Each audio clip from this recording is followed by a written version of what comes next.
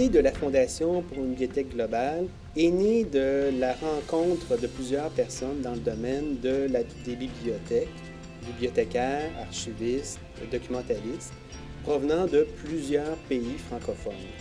Suite à ces réflexions, la Fondation pour une bibliothèque globale est née avec la mission de soutenir les bibliothèques dans les pays en voie de développement, en particulier dans les pays francophones.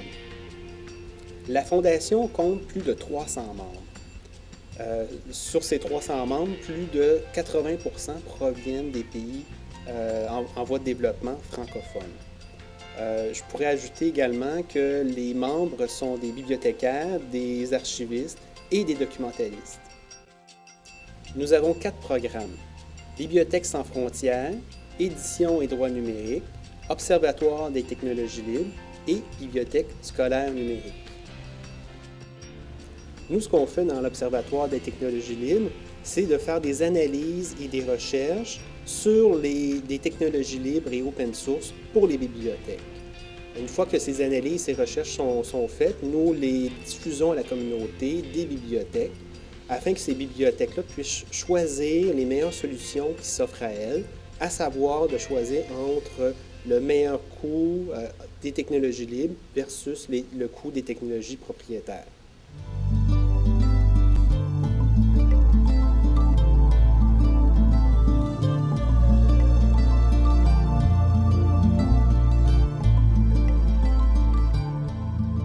Le programme Bibliothèques sans frontières vise tout simplement à un partage d'expertise entre les bibliothécaires, archivistes, documentalistes du pays avec des pays en développement. Les projets de coopération sont créés et réalisés avec des partenaires locaux avec pour objectif leurs besoins. Concrètement aussi, ce que je peux dire sur les coopérants, ce sont des personnes qui sont très ouvertes, qui sont très autonomes et ouvertes à de nouvelles expériences tout à fait enrichissantes et particulières des fois. Les activités de la Fondation sont concentrées sur 3 axes principaux. Le premier axe, c'est la recherche, avec le programme sur l'Observatoire des technologies libres qui nous permettent d'obtenir des outils gratuits pour les bibliothèques. Le deuxième axe, c'est le développement. Comme on l'a dit, le projet sur la bibliothèque numérique pour la jeunesse francophone du Sud est tout à fait extraordinaire pour les bibliothèques en voie de développement, pour les pays, en voie de développement. Le troisième et dernier axe, c'est le partage d'expertise avec le programme sur les bibliothèques sans frontières qui nous permet d'envoyer des coopérants à travers ces pays-là en voie de développement. La bibliothèque numérique pour la jeunesse francophone du Sud est aujourd'hui le projet qui suscite le plus d'intérêt au sein de la Fondation. Concrètement, ce projet permet de radicalement réduire les différences face à l'accès à l'information entre les pays développés et les pays en voie de développement. Ce produit est destiné aux enfants de cours élémentaires, au niveau élémentaire, et aux enseignants. Techniquement, cette bibliothèque tient sur un CD tout court et on y retrouve des logiciels pédagogiques, des encyclopédies, des livres de référence, des dictionnaires et surtout des contes qui ont été créés par des enfants. Concrètement, juste en 2009, nous avons réalisé plusieurs projets.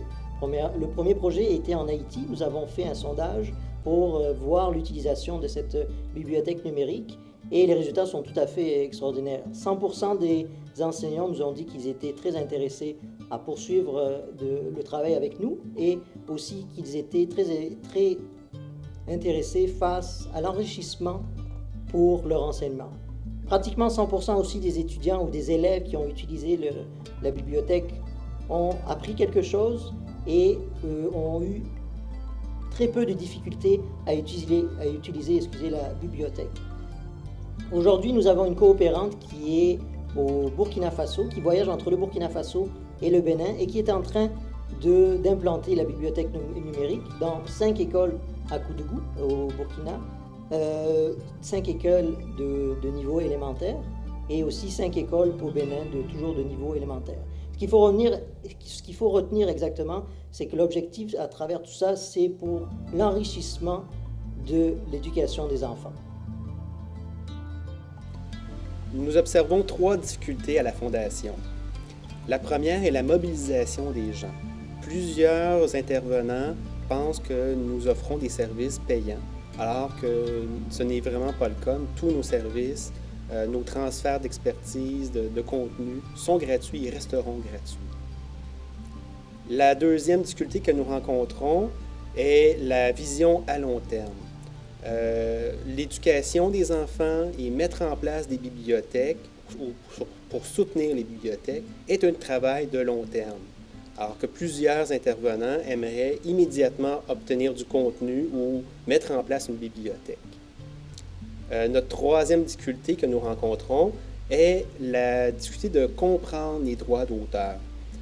Puisque plusieurs intervenants aimeraient avoir le plus de contenu pour la bibliothèque scolaire numérique, immédiatement, cela cause des problèmes puisque nous, au préalable, nous devons rencontrer les auteurs, les éditeurs pour obtenir les droits d'auteur et pouvoir les diffuser par après.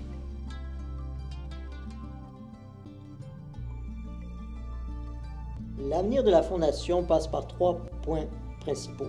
Premièrement, je vous dirais qu'il faut aujourd'hui s'assurer de la pérennité de nos projets. Il ne sert à rien d'avoir une cinquantaine de projets si tous n'aboutissent pas à quelque chose de profitable pour nos membres ou pour les pays en voie de développement que nous voulons aider et surtout les bibliothèques que nous voulons aider.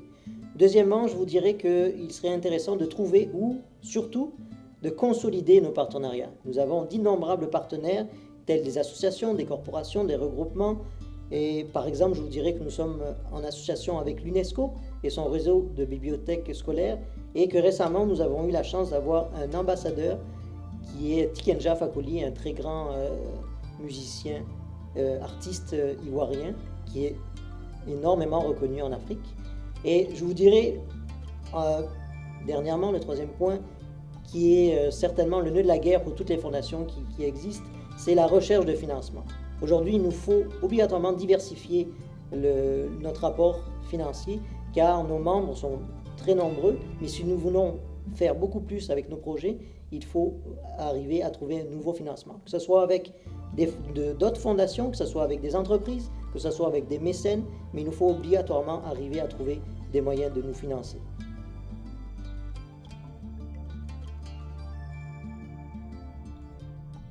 Ce que j'aimerais dire aux dirigeants du monde entier, c'est que nous comptons sur leur collaboration et leur engagement financier pour l'amélioration de l'éducation de tous les enfants, parce qu'on sait que c'est sur eux que repose l'avenir et le développement de tous les pays.